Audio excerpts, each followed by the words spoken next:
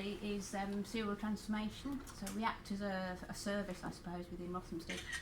So people that have got genes or bits of DNA, whatever it might be that they're interested in, we put them into wheat and then they can study the plants, the progeny, things like that. So we started at Rothamsted with a wheat transformation programme back in the 1980s. So it's always something that's been of interest because of Rothamsted's interest in cereals and agriculture. We were probably successful with our first transgenics in the 1990s, so we weren't lagging far behind the overall transformation. So I don't know your backgrounds, I don't know how familiar you are with transformation per se, but we've got two different methods that are possible to use. So one of those is agrobacterium. This was the first thing that was used to transform plants.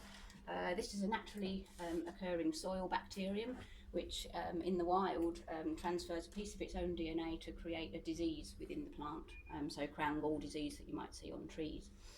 So the idea was to replace the disease gene with the gene that you're interested in and then get the bacterium to do the work for you. So it works quite well. One of the problems really with it was that it doesn't really naturally infect monocot species. So it was fine for tobacco, tomato, potato, these kind of things, but when you got to the cereals, it wasn't really very efficient, didn't want to work. Over the years, obviously that's changed. Now we can get this to work quite well as well by choosing certain strains and different vectors. So we do use it at Rothamsted to a certain extent. But really, one of the pieces of equipment we use more than agrobacterium here is the particle gun.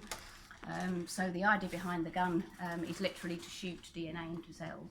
So a very simple concept, very simple idea, but it does the job and it works very well. So originally it was actually a gun because it used a bullet and used to put the bullet in, hit it with a hammer and hope for the best. But that created the propulsion for those particles to enter into the cells. Over the years, health and safety obviously means that now it's helium driven, so it does mean it's a bit safer, and it works just as well. So the gun that we've got here we bought in probably in the 1990s, so it's very ancient but it still does the job, and nothing really much has changed with that particular device for all this time, so it really shows that it was a simple concept that still works very well. So the idea behind it is that you coat microscopic particles with the DNA and they're literally shot into the cells.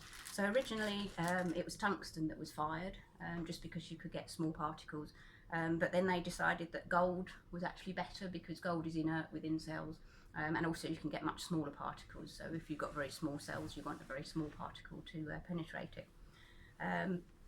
So what happens is the DNA is coated onto the microscopic gold particles and then that's loaded onto these macro carriers, so these little discs in a holder. And a lot of people think if you're using gold, oh, it must be a very expensive process, but in actual fact it's not the gold that is expensive, it's these little plastic things that we use. So each one of those costs about 50p, so every shot that you're doing is going to cost you 50p or more. So the gold is just a byproduct. This is relatively cheap. So do you want me to show you how it works? Yes, of course. Yeah, okay. I wasn't sure if everyone knows. So what we do is to use a rupture disc. Again, this is just plastic, this is just laminate layers of plastic. The more layers you've got, the higher the pressure it will be to break it. So that just goes into a holder.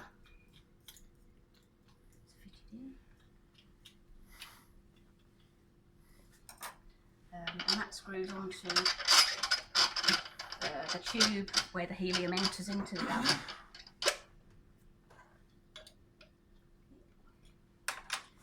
Then what we need is a stopping screen, and why we need that will become apparent when I take it apart. Then we've got if we put our gold with our DNA coated onto one of these, dried onto one of these macro carriers, and that just goes in its holder.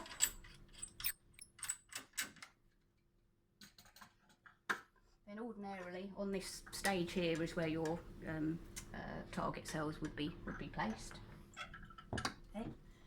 Then what we need to do is to create a vacuum within the chamber, and the reason for that is that it means that the particles, when they come, there's no air resistance, so it means they'll travel in a straight line and they won't lose any speed. So that just means that we've got a nice straight target.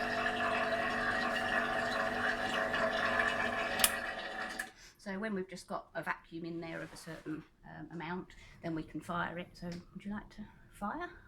Yeah. So if you just press and hold that in to the top. Shot the gun. Not straight away. So yeah, that's it. Hold it in and just hold it there. Oh. That's it. And then this shows where the helium enters, and when it reaches a certain pressure, you'll just hear a little pop, and that's when that's it. So you can release now. So that's it. So it's not very exciting. So if there was a plant there, you might have transformed it. So, yeah. So it's not terribly exciting. It was, much more exciting when it was a proper explosion. But now people go, oh, is that all?